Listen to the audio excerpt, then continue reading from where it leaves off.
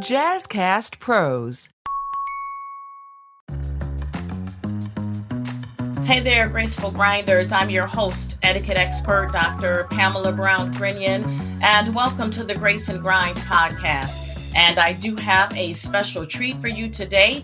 Interviewing me will be Emmy award-winning broadcast journalist, Dr. Elaine Houston, and she is also a talent coach and now the new director of storytelling at Business for Good.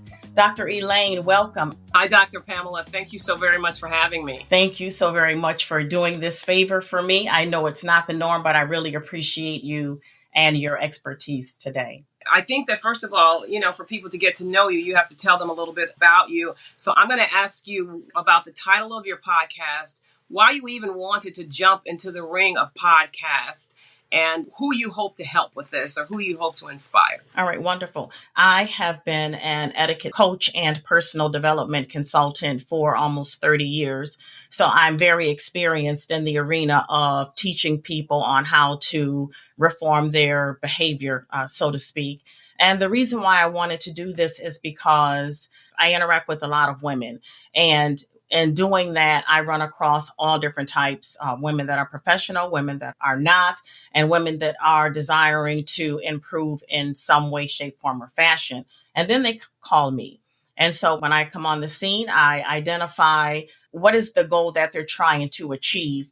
And then I help them to build a bridge from where they are to where they'd like to go. And so that's the primary reason why I wanted to do this, is because I saw, as an etiquette coach, I saw a lot of behaviors that were unbecoming of women. So that's why I decided to throw my hat in the ring and start a podcast and just, start a new platform, for my business.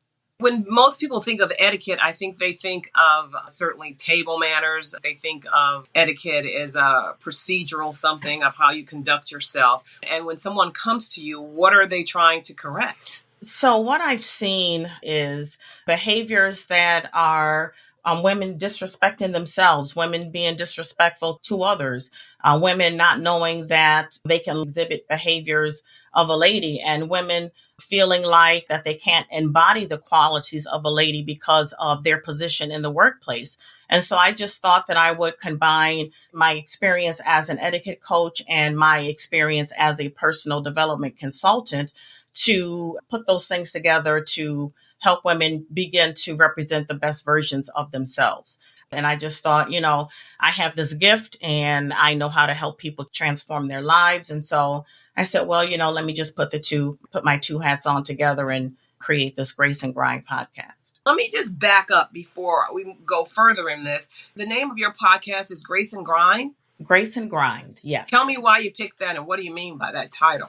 Well, I picked Grace and Grind because sometimes, and this is based on my own personal experience, of course, sometimes when I've been in the workplace and I was in a leadership role and I had male superiors, I felt like I couldn't be my graceful, elegant, feminine self because it would come across as weak. And sometimes I was overlooked, and sometimes I was declined, and sometimes I was ignored, and sometimes I was put, made to feel like you need to go and sit in the corner. And sometimes I just couldn't be my totally unique self because of the position that I was in, and because I needed to code switch or assimilate into the culture of this male dominated workforce. And so I called it Grace because I want women to understand that you don't have to abandon who you are. You don't have to compromise who you are. You don't have to forfeit your elegance, your femininity, your womanhood, if you will. You don't have to do that. God created us females for a reason. And so we don't have to abandon that in order to fit into the workplace. And so I want women to understand that while you're grinding in the position that you're in, no matter if you are a doctor or if you're a janitor, it's still a grind to get to the next position. And I don't want women to feel like they have to abandon who they are and who God created us to be in order to be bosses in this world, that we can have the best of both worlds. Mm-hmm. Tell me why this area is something that you're so fascinated and passionate about. Well, again, when I put on my etiquette hat and when I put on my personal development coach hat, that is the grace and that is the grind of it. And because I've been teaching this for so long to women of all different ethnicities, all different ages, women and girls, and I felt like, again, because of the behaviors that I see when people come to me or when they bring their children to me or when the millennials come to me and say, hey, I don't know how to represent the best version of myself, or I feel like I have to cower or not be the best version of myself, or, I just don't have anybody in my circle that has this information. So I need to come to somebody that does. It just made sense to me. It seemed like there was something missing in this space. It seems like there was something missing. And so I felt like because I had the expertise in both and the experience, that this is a void that I could fill. Most of us don't. I think where we get grace is in the house. We get it from our aunties, our moms. We get it from our grandmothers who tell us and who teach us how to be a lady. And so, did you have a personal story that's connected to that? Yeah, well, I didn't learn it in my home per se. I do have a godmother who was very feminine and very elegant. And so when I, of course, visited her, I got to see a different version of a mom and a different version of a lady and what a lady looks like. Not to say that my mom wasn't a lady, but my mom was more the grind side versus the gray side. And really, when I got a glimpse of, like when my mom watched the stories and she would love to watch The Young and the Restless, I was so enamored by Katherine Chancellor and Jill Abbott and Nikki Newman. I love the way they carried themselves. I loved watching them sit at the tables with their families and eat. And I love the way that they moved and the way they did business and the way that they handled things. And then I ended up going to Barbizon in my high school years and was reconnected with what I really had a spark for learning more about how to be a lady, because I saw it in my godmother and I saw a different side, the etiquette side, when I would catch a glimpse of the soap operas. And then when I went to Barbizon, it was just like, yes, I can put all this together and do something with it. And then people just started asking me, I would do teach modeling because I was a professional model. And then people would ask me to teach modeling and I would teach modeling. But as an extension, I would also teach the young ladies how to behave like young ladies and how to set the table and how to work on themselves from the inside out, not just, being pretty on the outside, but it's an inner quality that makes you beautiful. It doesn't matter what your facial features may be. It's how you present your inward qualities that really represents you best. I have 3 points on that. Well, first of all, the soap operas, I like that soap opera too. But the soap operas, those people were cutthroat. They were cutthroat, but as a little girl, I didn't see cutthroat in my life. I saw the way they dressed. I saw the way they walked. I saw the way they articulated their words. I saw their mannerisms at the table. I was a kid, so I couldn't really identify with cutthroat, but I could see the way that they moved physically. And that's the part that I was attracted to. Okay. In general, a person, a woman who puts themselves out in the marketplace and not in their best light, usually what I find is if you're not doing anything in your best light, it's from lack of understanding, perhaps something in your past. It is because you haven't really seen yourself, if you will.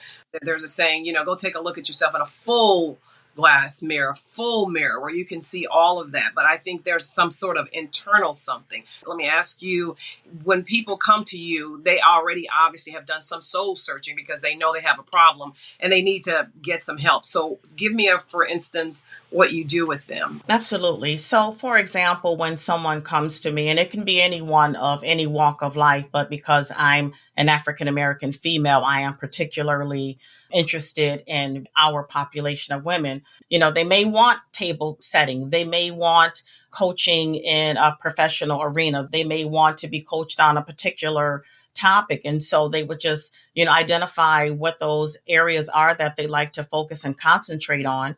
And then I would develop a customized plan for them to help them get from point A to point B. And it can be in any arena. You mentioned something about table setting. Well, when I approach etiquette from the vast standpoint of social skills development, because we talk about closing the gaps on a lot of things, the employment gap, the education gap, the skills trade gap. But I don't hear a lot of conversation surrounding the social skills gap. And so that's my particular interest in helping women of color to take ownership of their actions themselves, because we need to demystify this stereotype that all Black women or women of color are angry or wear ratchet or wear hood or wear ghetto. We're not. We have very respectful and educated and professional and successful Black women and women of color in the world. But sometimes we go unnoticed. And sometimes we go unnoticed because a small population of us may have behavior that might not be becoming to the entire populace of Black women or women of color. So when people come to me and they say, I have a situation that I'd like to particularly focus on, I'd like to improve because I'm working towards exhibiting my best self or building my confidence or boosting my self-esteem or whatever the topic is, I would help them develop a plan to do that.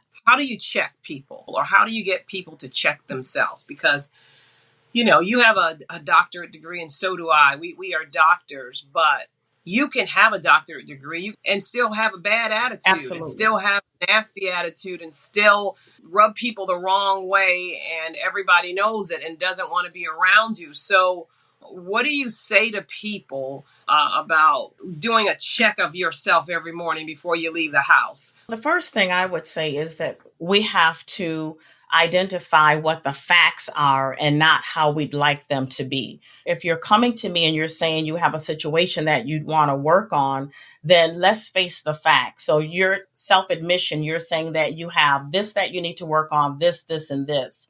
Let's focus on the things that are facts. So let's not talk about how you want things to be or how you think you may be behaving or how you may personally perceive them. Let's talk about the facts. And 9 times out of 10, people know where their faults are. They don't need me to point those things out. So I just ask people to check as you go, point the mirror at yourself, take a good look at it, and just identify those areas honestly with yourself, because you can't start to focus on anything if you're not going to say, yeah, that's me. Yes, this is what I really need to change, and understand why you need to change it. So if there are a lot of penalties to your conduct, no matter what fashion you may present it, if there are penalties that are presented to you as repercussions, then maybe that's a behavior that you need to change. But if it's something that is rewarding and you know that it is right and just, then that maybe that's something that you would focus on. So the first thing that I would tell people to do is to really take an honest look at yourself and identify what you know, and I don't tell people what's wrong with them. I let them identify, because I don't know people when they're first coming to me. Be honest with yourself and say, I know that I need to fix this about myself, and fix it. And sometimes that's not etiquette. Sometimes that's wearing the personal development coach hat.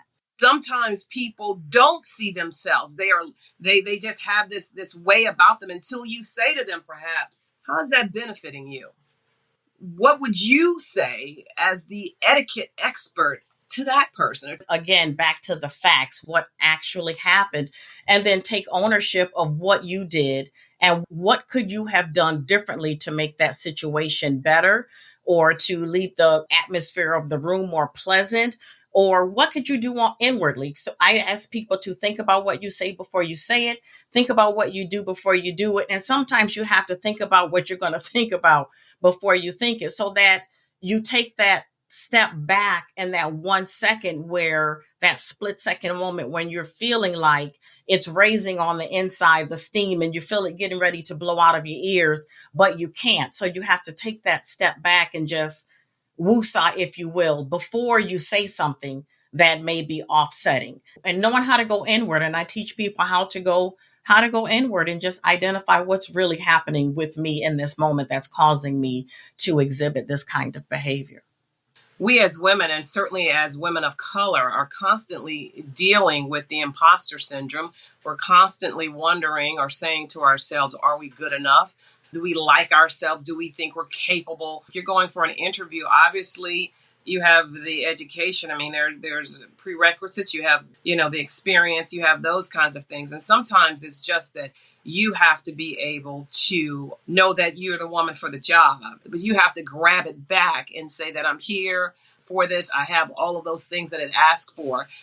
And I'll take it a step further. You go into an interview and you maybe see feeling as if you're dealing with the imposter syndrome. Maybe you can ask the person questions. You ask them, how am I doing in this? Would you agree? I absolutely do. And as a matter of fact, each time that I have interviewed in my latter years, once I learned this technique, I ask before I leave, when they ask, do you have any questions? I ask my questions.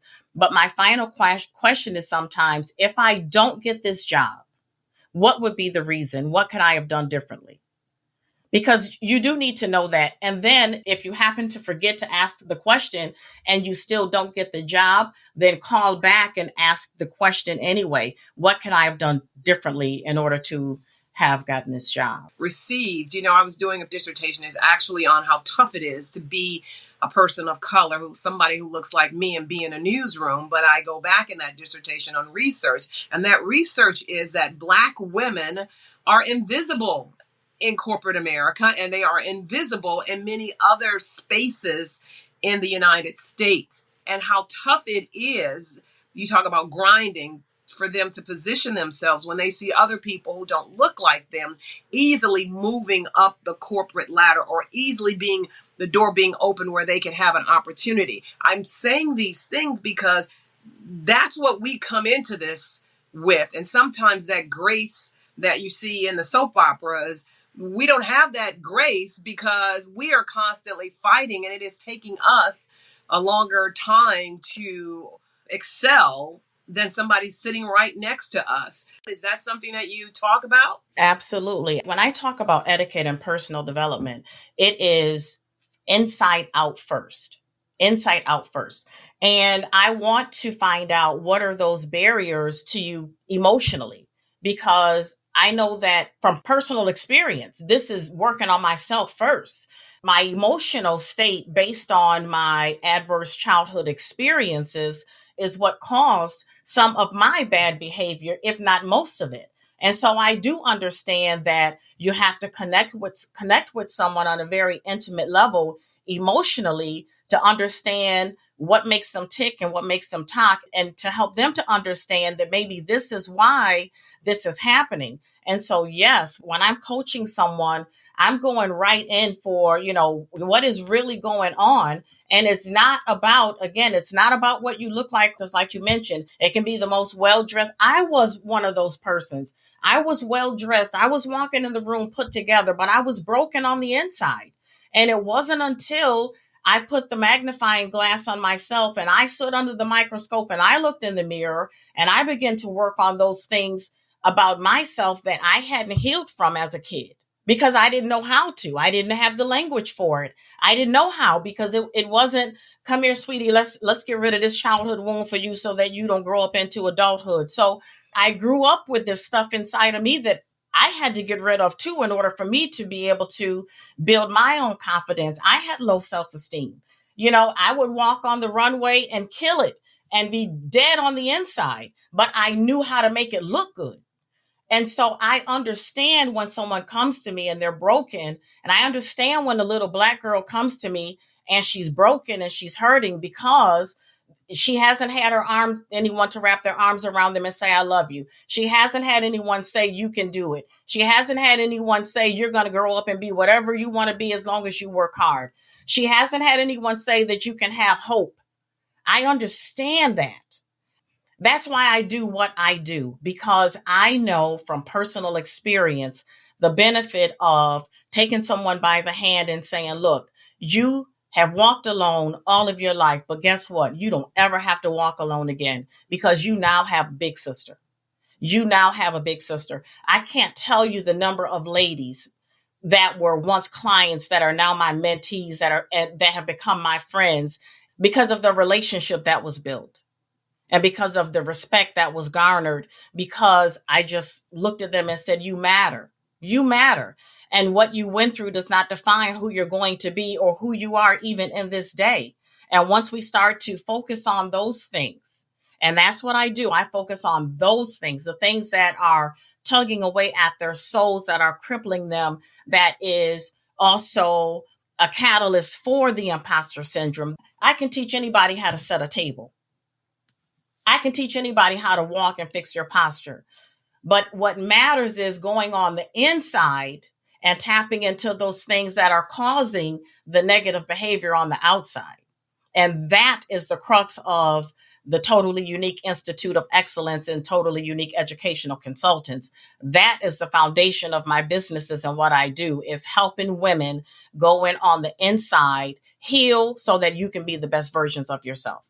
How are people referred to you? How do people find you? Schools, churches, parents, businesses. I work with women and girls of all ages, all ethnicities.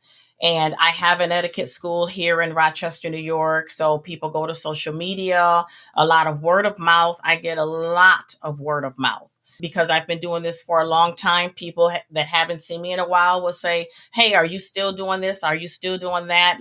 Can you come teach a class, or can you connect with, whatever organization? So when people know what you do and people know that you have a heart for what you do, the business will come. Anything else that you want to add? We all, male, female, we all have to take inventory of ourselves at some point in our life. We have to stop and say, hey, this isn't working for me, so maybe I need to fix that. So what I do is help people to identify when and where and how, and then let's develop a plan together. Let's co-create something that you can actually work towards, like real goals that you can actually work towards, not something far-fetched or, I want to save $1 million tomorrow, or I want to change the way that I speak in 2 hours, or it's not like that. We have to have incremental short-term goals that we're working towards for our personal development as well as our professional development. And we just go on that journey together with developing what those goals look like. We're going to have some dynamic guests on the show so that you can continue to learn and so that you can continue to grind gracefully. Okay. Well, thank you for having me today on your very first podcast. Thank you for being my special guest on Grace and Grind today. And I'm looking forward to our next visit together. Join me in 2 weeks when we will be discussing, can a sister get a raise? It's all about what we can do as women to dismantle the disparaging wage gap. Don't forget to like and subscribe and follow us on social media at I am Pamala. That's I am PAMALA, or at TYECLLC.